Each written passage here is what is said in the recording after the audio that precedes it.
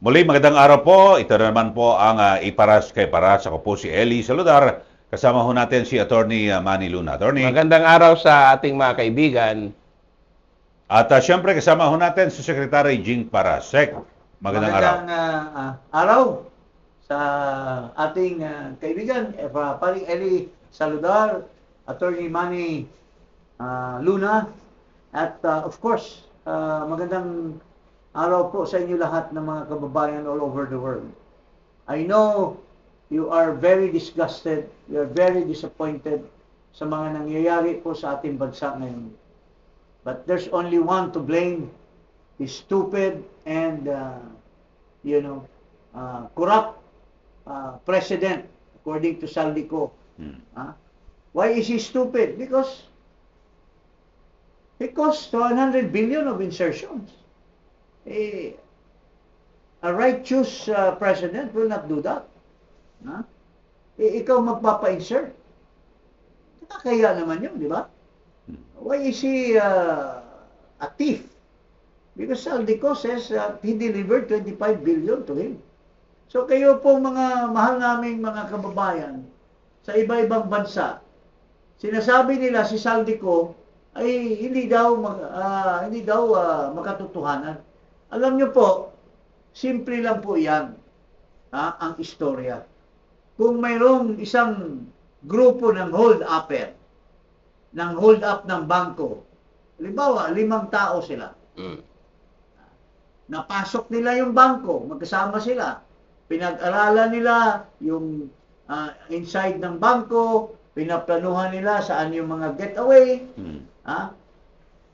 Pero, hindi hindi total na maganda yung plano nila. Pag getaway nila, may isang naiwan. At itong isang ngayon, tinanong ng pulis, nahuli ng pulis. Ikaw ba? Sinong mga kasama mo? Kailangan mong magsabi kasi kawawa ka. Makakaalis yung mga kasama mo, ikaw maiwan. So ito, nagsabi ng totoo. Na ito mga kasama ko, ito si Marcos Jr., si Romualdez, si Pagdanganan, si Garjola, si Momo, yun po mga kasama ko. Ilan ang nakuha niyong pera doon sa loob? Ay, ito po nakuha namin. Ang may hawak ng pera, si Marcos Jr. So, paano mo masasabing nagsisinungaling ito? Kasama siya sa loob. He has personal knowledge. And participant. He was a participant. He was a principal by direct participation. So, can you doubt the statement of this? So, ito po yun.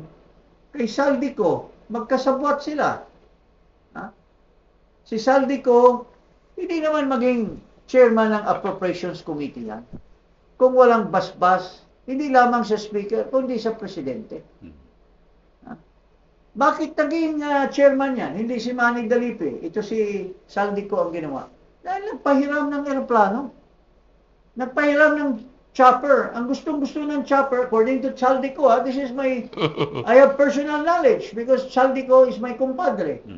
We met several times prior to the election.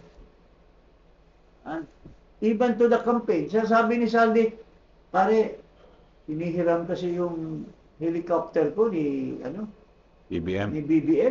Ginagamit eh. Kaya ako, tingin ko, ako talagang maging chairman ng appropriation. Then prior to the assumption of Marcos, during the proclamation, chami-chami na si Martin Romualdez at saka si Saldico. They were like brothers. And I have personal knowledge of that. Why? Because kumpare ko silang dalawa. Ninong sila ng anak ko. In fact, I've even seen the helicopter of Saldico. Yun ang ginamit niya pag-attend nung pag-sponsor nila sa wedding ng anak ko doon sa Tagaytay. So, I've seen it with my own eyes. So, hindi natin pwedeng sabihin na wala silang ugnayan ni Marcos. Pare? Yeah. He's privy to the crime. Private to siya. At kung kung at home si Marcos kay Saldico, wala silang ikangay distansya sa isa't isa. Madaling utusan ni Marcos na, paring Saldi, ano mo naman, dyan. Paring Saldi, dalhin mo na yung pera dito sa akin. Kasi marami akong gastos. These are possibilities. And since Saldico has said it already, then he has the personal knowledge of what happened. Tulad nung isang bank robber na sinabi din niya yung nangyayari doon sa mga kasama niya. Yun. 25 billion yan. Ito, pag-usapan din natin. 25 billion. Yeah. Nako. So, maliban dito sa mga paglulustay ni Marcos sa pera ng gobyerno. Ito, parang kapalpakan ito. Nilustay din niya ang pera na para sa taong bayan, sa mga bangko. Nagtatayo ng Maharlika Fund. Parang kapritsyo lamang. Ito po, pakinggan natin. Ito may article yan, pero siguro i-explain muna natin. As of 2025, itong top official ng DBP, yung Development Bank of the Philippines, talagang sinabi niya publicly na nalugi ng 25 billion ang bangko dahil sa Maharlika because of the capital outflow. Sabi, tapos kailangan i-rebuild yung kanilang capital base. Kaya ito, gusto nilang yung extension para i-recover yung 25 billion. Ito, panoorin natin. Okay. Basahin natin. Yeah. DBP 6 relief extension to recover 25 billion Maharlika loss. Bakit? State-run Development Bank of the Philippines, DBP, will continue to seek regulatory and dividend relief for several more years as it aims to recover the capital it infused into the Maharlika Investment Corporation, MIC. DBP President and Chief Executive Officer Michael O. De Jesus told reporters last week that the bank, which has enjoyed dividend relief for over 6 years, plans to seek yearly dividend relief for another 5 to 7 years. The plan will be evaluated annually, according to De Jesus. For the dividend relief, my answer is 5 to 7 years. As for the regulatory relief, let's see. Hopefully, in about 2 years, we may no longer need it, he said. Former President Rodrigo Duterte first ordered the exemption of government financial institutions, GFIs, the Land Bank of the Philippines, and DBP from remitting dividends in August 2019. Pero mabigat tong epekto, Secretary Jing, dito sa yung nilikha na Maharlika investment na fund na ito. Kasi para sa mga ordinary na mga kababayan. Alam niyo po, yung DBP may pera yan, kapital. Para guguli nila para inegosyo. Para kumita. Ipahiram para kumita. DBP has been an institution, solid institutions for decades sa dami ng panahon.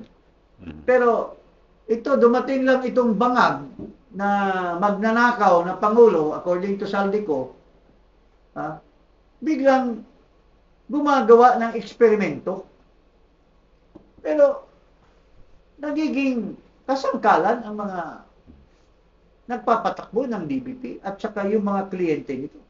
Pinuhanan ng 25. Bago pinuhanan yan, ang DBP kumikita doon sa 25 billion. Nagbibigay ng dividendo sa gobyerno para mayroong pera na gugulin para sa mga proyekto para sa taong bayan. Pero tinanggalan ngayon. Anong nangyari? Siyempre, nawalan sila ng enough capital to sustain their business. Tapos nilipat mo sa isang opisina, unang-una magtatayo pa ng mga empleyado. Doon pa lang, yung pera na ginugol na galing sa DBP, mapunta doon, magkukuhanan na yun. Bawas na. Maging negative na yun dahil magpapatayo ka ng opisina, magbibili ka ng mga equipment, mag-hire ka ng mga Consultants at saka mga executives. O doon pa lang, expenses na kaagad yun. Ha? Lugi agad. Lugi na agad. Tapos, wala namang portfolio na maayos na talagang yung kinita ng DBP na nandoon pa yung 25 billion, malakas kasi may pangalan na eh. It's an institution eh. Pero magtatayo ka ng panibago. Tapos yung hinire pa na manager, may kaso pa. Ha? Hindi nagbabayad ng kanyang loan. Siyempre, walang kredibilidad. Tapos pinapahiram lang sa mga na mga institution na hindi naman kailangan yan. So, yun po ang nangyari. Nalulugi ngayon itong DBP. Dahil lang sa kapritsyo nitong bangag na Pangulo. Pero Sek, baka hindi pa siguro na-imbestigahan kasi naalala ko, yung sa Maharlika Investment Fund, parang yung malaking budget dyan, ilalaan nila sa mga infrastructure project eh. Yeah. Baka pag na-imbestigahan ito, baka may mga gano'n. Baka may anomalya pa rin. So, ako, grabe talaga. No? Yung si Consing, wala niyang wala niyang kredibilidad eh. Kaya ngayon Malacanang, hindi naman yan talaga bunker. Yung Malacanang, hindi sila makapagbigay ng update. Iyon ang problema dyan. Tingnan mo ngayon, may nagtatanong ngayon, ano na nangyari sa Maharlika Fund? Ito na namang lukaret na walang alam, wala talagang alam. Sige, panoorin nga natin. Kumusta po ang lagay ngayon ng Maharlika Investment Fund? After a year of operation po, mayroon na po bang kinita yung MIF? At kung sino-sino yung mga dagdag na investor na namuhunan aside from doon sa mga initial na billion peso na investments? Kukuha po tayo ng pinaka-update, most probably by this week, maaari tayo makakuha kung ano pong update at kapag ka po mayroon na po tayong update tungkol sa kanilang mga operasyon at mga nagkaroon ng negosasyon, ibibigay ko po agad sa inyo. Salamat po. Palengkera talaga. Tingnan mo ito, pumag na ito. Wala maibigay eh. Wala maibigay, walang alam. Alam mo, pupunta ka dyan, you're supposed to report what's going on with government. Dapat doon pa lang sa computer mo or laptop na dala-dala mo dyan or ano ba tawag niyang maliit? Tablet. O laptop. Dapat pindutin mo na yon. May mukhang bobo talaga ito. Walang data at unprepared. Tapos next week na lang daw. Siyempre, may mga questions tungkol dyan. Siyempre, sasaksakan niya yan ng mga magaganda maski hindi totoo na mga data. No. Pero ganyan, Sek, dapat hindi na kailangang itanong ng reporter eh. Dapat inire-report nila sa taong bayan dahil sa ipinangako nila na because it is imbued. Yan eh. It is imbued with public interest. At malaki yung capital na wala. Bakit pa kasi nagtayo pa ng ganyan? When DBP, Land Bank, even PDIC, yung PDIC rin laki. Mayroon ding fear na hindi nila mababayaran kung may mga bangko na magbabankrupt. Paano mo ibabayaran yan? Kinuha mo na yung 101 billion. Pondo doon. Tsaka yung pinagkopyahan niyan, nagsabi na sa mga nakaraan na lugi eh. Palpak yung 1 diba, MDB bakit ginaya pa natin? ng Malaysia. Malaysia. Even Europe, yung mga Scandinavian countries, they were the ones who had this. They're not making money. For all we know, baka wala na yung pera na yan. Magkano 25 binulugi? May solusyon dyan. Ayan, pwedeng may singilin. Hindi, bago po singilin yan, sabihin mo na natin yun. Marcos, maawa ka naman sa mga taong bayan. Yung kinakaw mong 25 billion, baka pwede mo ipahiram mo na sa BBP. Admission na yun. Marcos. Kapital. Bigyan mo ng kapital to. Pahiram mo na yung sinabi ni Saldico na 25 billion na binusa mo. Baka pumayag. Yung sa pala, 101 billion yun eh. Kaya, Marcos, ito, ang tagal nang sinisingil ka, napakawalang hiya mo. Ito, bayaran mo ito. Ito, magkano ito? Pakita natin. Finance Department now pushing the BIR to collect the Marcos family's yet to be settled estate taxes. Those liabilities amount to 203 billion, an amount which may go a long way in funding subsidies for those heavily battered by the oil crisis. Ryan Ang with the big story. At a time when the oil crisis has government scrambling for measures to provide relief for the country's poorest, the Finance Department is looking at one more solution: collect unpaid taxes from the Marcos family. That's 203 billion pesos worth in SA taxes. In a TV interview, Finance Assistant Secretary Paula Alvarez said that may go a long way in funding government subsidies. After all, Ferdinand Marcos Jr., also running for the presidency, seems to favor providing subsidies instead. Starting this month, government plans to give a monthly 200 peso payout for 1 year. Continue to collect the excise tax, but provide an oil subsidy. But when asked about their tax liabilities, Marcos Jr. says the matter is now mixed with fake news. There's a lot of fake news involved there. Because yung mga the so-called facts that they quote are not facts at all. They are just presumption. Talagang hindi lang magnanakaw yung ano ito. Sinungaling pa. Ha? Sinungaling pa. Fake news daw yung paniningil ng BIR. Even Terrible. yung babae na nilagay ni Jokto nung una, nag-resign na lang yun dahil tinanggal niya dahil nagsabi na the ideal is for the president to pay. Tama. Di ba? Dapat siyang example. Paula Alvarez. Tapos hindi pa nabayaran. 203 billion, that's a big amount, which could fund a lot of programs and projects of the government. Dapat, sabi ni Saldico, 2023, 2024, and 2025, may insertions na ito. Kulang-kulang na baka 200 bilyon ang na kalap nito. Bakit hindi yan na lang ibalik mo sa taong bayan? Pangbayad na lang doon. Total, wala ka namang investment. Kinuha mo lang sa pera ng taong bayan, sabi ni Saldico. Bakit para maibsan yung pagnanakaw mo, ibayad mo sa utang mo, Marcos. Pero final na yung yung pagbabayad. Final na yan, final na. Wala nang relief doon on the part of the taxpayer, but to pay. So that's 203 billion na matagal na ang kinukubra. Formal ang demand ng BIR pero hindi pa mabayaran yan. Yung nanay nito, si Imelda Marcos, we're not saying she's not fit to be first lady or pero sinasabi nung sa Guinness Book Record, she has 3,000 shoes.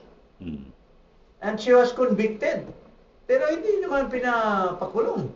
Ito si dating Justice, Chief Justice Sereno, may sinasabi tungkol dito sa kaso ni Imelda Marcos. Si Mrs. Marcos has a conviction, 7 counts in the Sandigan Bayan na hindi pa naaayos. I don't know, ang court ba ang mahina na hindi nila pinapakulong? Ang PNP ba? I think the judiciary and the PNP must talk about this. Kasi if old age is the issue, then dapat lahat ng matatanda sa kulungan, pakawalan nila. So, yan, hanging issue yan. Kahit ma-resolve natin yung tungkol dito kay Martin Romualdez. Kasi ang question ngayon is, will President Marcos protect Martin? Or he is so sincere when he was telling the ICI to proceed even against Martin? Yun ang mga questions ngayon. So, may mga may mga kailangan tayong questions. Yung awa ba natin kay Mrs. Marcos is the same awa that allowed the Supreme Court to free Enrile for humanitarian reasons. I dissented in that decision. Even ito pikrawan ito si Sereno. Chief Justice Sereno, Former Chief Justice. She's telling the truth and she's bent on pursuing justice and equity.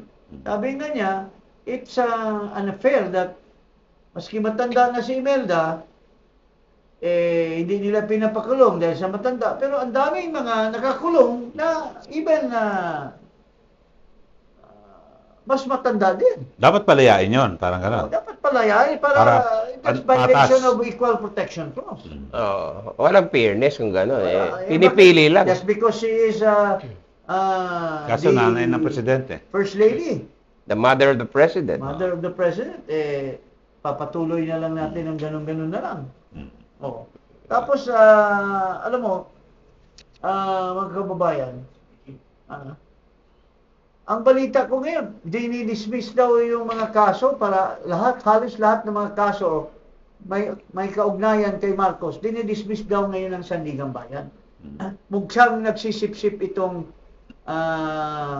yung ekong, yung ekong dyan alam mo yung ekong, tao ni dapat ka pagsabihan ni Sereno yan dahil siya ang kumuha niyan She was just an obscure judge in Cebu. Well, may mga usap-usapan tungkol sa mga kabulastugan yan sa Cebu. I will not mention, but I've spoken to a lot of people there. And even when she became Sandigan Bayan, ito nagpa-dismiss kay kaso ni Bong Revilla. And much more, may mga usap-usapan, yung kaso doon sa bayan ko, yung mga magkaanak na Reyes, na convicted na dapat, yung treasurer, yung budget officer, and everything, they were already almost convicted. Pero dumating ito. Kasi yung presiding justice na napakagaling na presiding justice ng Sandigan Bayan, si De La Cruz, biglang nahaluan itong ekong, na-dismiss. Naka-acquitted yung mga kurakot na mga tao doon sa bayan ko na pinakasuhan ko for graft and corruption. Mayroong usap-usapan na may obra daw. Di umano. We're talking of Gihulgan City. Yes. In Negros Oriental. Alam yan kasi balita ko, kaibigan yata yung abogado doon sa... But anyway, so I just mentioned Econ kasi ang naglagay niyan itong si Sereno. And Sereno is talking about justice and equity. Now, hindi ba sumusunod yung tao mo, yung si Econ for justice and equity dyan sa Sandigan Bayan? Chief Justice Sereno? So, dapat pagsabihan mo yan dahil when you did not come as a Chief Justice, that obscure person would have remained as an RTC judge in Cebu. Ito naman dito sa ito naman. kay Congressman Sandro. Talking about Imelda Marcos. Anong sinasabi ni Sandro? Hindi daw kapatid na ni Bongbong yung nanay niya, anong tita niya. Ito, pakinggan natin. Sa gitna ng lumalalang gulo sa pamilya Marcos, hindi lang sina Pangulong Bongbong Marcos at First Lady Liza Araneta Marcos ang binanatan kagabi ni Senator Amy Marcos sa INC rally, kundi pati si presidential son at House Majority Leader Sandro Marcos.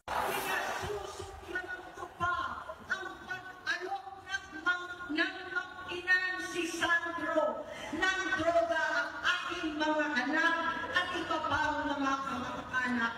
Yan ang hindi ko na mapapalampas. At ngayong umaga, bumwelta ang batang Marcos. Sa kanyang Facebook post, sinabi niya na ang ginawa ng kanyang tita ay hindi asal ng tunay na kapatid. Aniya, masakit na umabot ang kanyang tita Amy sa puntong nagpapakalat na umano ito ng web of lies para guluhin ang gobyerno at itulak ang sarili nitong ambisyon sa politika. Mariing pinabulaanan ni Congressman Sandro ang lahat mula sa aligasyong gumagamit ng droga ang Pangulo, ang First Lady at ngayon pati siya. Giit niya, wala itong basihan, walang katotohanan at walang mabuting maidudulot sa bayan. Kaya nga raw itong patunayan mismo ng mga pinsan niyang mga anak ni Senator Amy. Dagdag pa ni Sandro, masakit para sa kanya na ang taong tumulong sa kanya sa pagsisimula niya sa politika ay siya ngayong nagtataksil sa kanilang pamilya. Pero hindi nagpatalo si Senator Amy. Sa hiwalay na post, binanatan niya ang pamangkin at sinabing gusto lang daw paingayin ni Sandro ang chismis na hindi siya tunay na kapatid ng Pangulo. Kaya hamon ng senadora, magpapa-DNA test daw siya basta magpa-hair follicle drug test ang first family. Ang Malacanang naman bumanat sa nila'y paulit-ulit ng script laban sa Pangulo. Bakit naman daw susunod ang Pangulo sa mga nagsasabing magpa-test siya gayong negative na ang drug test result niya noon pang 2021? Uulit-ulitin natin, hindi po tayo magpapadala kung ano ang sinasabi ng mga maiingay. Matagal na po itong naresolba. Uulit-ulitin ko paulit-ulit. Ang Pangulo po ay malinis at ang Pangulo po ay hindi magpapadala sa anumang pag-uudyok. Agree rin ang palasyo sa sinabi ni Sandro na hindi asal ng tunay na kapatid ang ginawa ni Senator Amy. Okay. Well, ang bottom line nito ay ang kawawa yung nanay ni Amy at ni Bongbong. Si Imelda. O, kasi pinapalabas ni Sandro na hindi kapatid si Amy ni Bongbong. So, anong implication yan? Pare? Parang nagtaksil siya kay Nagtaksil si Senior. Imelda kasi parang kung si Amy hindi anak ni Ferdinand. FM. Oh. May nagpaanak kay Imelda prior to inanakan si Imelda prior to his marriage, her marriage to Hindi, kung titignan mo yung edad kasal na sila ni FM. Tapos nanganak na well, yun ang katotohanan. Diba? Pero pinapalabas ni Sandro na si Dikya na si Imelda ay naanakan na. Kasi ano bang ibig sabihin? Yan ang magiging implikasyon ng kanyang pahayag. Magkapatid, ibang tatay. So ibang tatay ni Amy, hindi si Ferdinand Senior. So anong ibig sabihin? Nagpuputa si Imelda. Hindi maganda yan. Parang sinasabi niya sa lola niya, ay lola, hindi ka asawa ng lolo ko. Hindi ka tapat, nagtaksil ka. Hindi ka, nagtaksil ka. Inanakan ka ang sinasabi nila parati, yung dating mayor ng Maynila na inanakan, yun daw ang tunay na tatay ni Amy. So, ibig sabihin ni Sandro, yung lola niya ay lokaret. Or taksil. Taksil. Or ano ba? Unfaithful. Burikat. Masama yun. Masama yun sa... Hindi niya dapat sinabi yan. Hindi dapat sinabi. Napaka-irresponsable nito. Tapos dati, kinumpronta ako niyan. Kasama ko si speaker, kinumpronta ako na sabi niya, sinisiraan mo yung lola ko. Sabi ko, anong sinisiraan? Ano mo sinisira sa lola mo? Sabi niya, sinisiraan mo. Swerte ka dahil yung tatay ko mabait. Dapat pinakulong ka na. Sabi ko, pakulong mo ko ngayon. O, pusasa mo ko. Natahimik siya. Because, napaka-high-handed. Utusan lang siya ni Martin Romualdez dati. Akala mo, nakasakay lang sa Carabao, sikat na siya at kaya na niyang duruin tayo, mga Pilipino. Langaw lang pala. Langaw ka lang naman pala. Hindi lang, langaw. Ano sabi ni mo, Tapero, dikya lang ito At saka ang bottom line... At saka ito ang may pakana dyan sa kay Barsaga. He dictates the House now. Kasi siyang majority floor leader. Yung mga uto-uto doon na nagpakita ng kanilang kalaswaan sa pagdala ng Kongreso na ang isang bata na congressman ay binigyan nila ng injustice. Ito ang may pakana. Itong Sandro Marcos. Pero ang bottom line dito, Sec, is magpa-hair follicle test ka, Sandro Marcos. Oo, magpa-hair follicle. Kasi so, first family na nga mayroong isang sinasabi. dati, sinabi kasi sa akin, nung I was still there in the house, may kaibigan akong isang congresswoman, taga Iloilo. Ito, medyo may itsura itong congresswoman na bata pa. Naku, isa lang may itsura sa Iloilo, Sec. Sinabi sa akin, kung kita ko ni Sandro, naggaganon. With more reason, dapat mag-hair follicle test siya. Di sabay na sila mag-ama. Kasi sabay na sila. Tatlo sila. So, yan ang challenge kay Sandro Marcos. Kung sinasabi mo na parang hindi kapatid o galing kapatid ang Senadora Amy sa kanyang pagbunyag sa inyong status at kondisyon, magpa-political test ka kasama ang iyong ama at ang iyong ina. Yun. Now, talking again of another dikya, even probably worse than his uncle na naging Pangulo, si Noynoy Aquino. We're talking of this, ano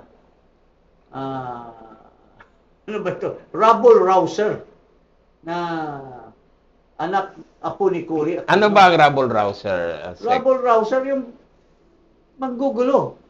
Palaging naghahanap ng away. Troublemaker. Troublemaker. Masagolero. At dal-dal, sigaw ng sigaw. Wala namang laman yung utak. Ito. Hindi ko naintindihan. Saan nagmana ito? Kasi yung nanay nito mabait. Very soft-spoken, si Biel. Ang tatay naman yung Chinese, maayos naman. Yung tita nito, si Bolse, napakabait na babae. Si Chris Aquino, maayos naman. Anak ba kaya ito? Itong Kiko D? Kanino nagmana ito? Ito, panoorin natin. Tingnan natin itong kumag na ito. Hindi rin tayo pwedeng makipagkompromiso sa mga Duterte dahil nabuo ang modus ng malawakang korupsyon sa DPWH noong 2021 na unang lumobo ang budget para sa flood control sa ilalim ni Rodrigo Duterte. At tila'y pinagmamalaki naman ni VP Sara na ipagpapatuloy niya ang korupsyon at patayang pamana ng kanyang ama. Kung ang ipagpapalit natin sa isang halimaw ay pareho ring halimaw, tuloy-tuloy po ang pagyurak sa ating bayan. Wala sa ayos. May problema siguro. Siguro sa ito. Sa forest ito nagkatira. Parang nakawala. Animals Nakawala sa hawla. Halimaw daw. So, ano pala siya? Monkey. Mr. D, saan ka nagmana? Ang maaayos yung mga Aquino. Disente, yung lola mo, napaka-disente. Yung lolo mo, si Ninoy, every time his name is mentioned, I shed tears. Because I was so close to your father. Before he left for Boston, I had a very long conversation with him. He promised good things for our country. Pero ikaw, saan ka nagmana? Bakit ka may katok sa ulo? Tapos hindi ka marunong mag-extemporaneous. Nagbabasa ka lang sa mga sinasabi mo. Sino bang nagdidikta sa iyo? Yung mga akbayan? Yung mga kaliwa? Why have you become a leftist? And tinitira mo yung mga Duterte. Imbistirahin mo yung magnanakaw na trilyon-trilyon. Si Duterte ang tinitira mo, si Inday Sara ang tinitira mo. Anong klase kang parang may disconnect sa reality. May disconnect ito Kung sinasabi natin si Noynoy noon, Abnoy, what is the worse than Abnoy? This is the kind of person that he is. You're worse than an Abnoy. Mr. D, that's my statement to you. Okay. Sayang lang yung maayos mo mga magulang. At saka yung mga lolo. pinsan mo na mga maayos. At si Ninoy. Yung idol tito natin. mo na Idol kong best friend, one of my best friends, si Andres Vargas. Aquino Vargas. Napaka matino. Ikaw ang pinakabulok na sa mga Aquino. Okay. So, huwag kalimutang mag-subscribe dito sa Iparash kay Paras at i-click ang notification bell. Maraming salamat sa lahat. Maraming salamat po. Gandang araw.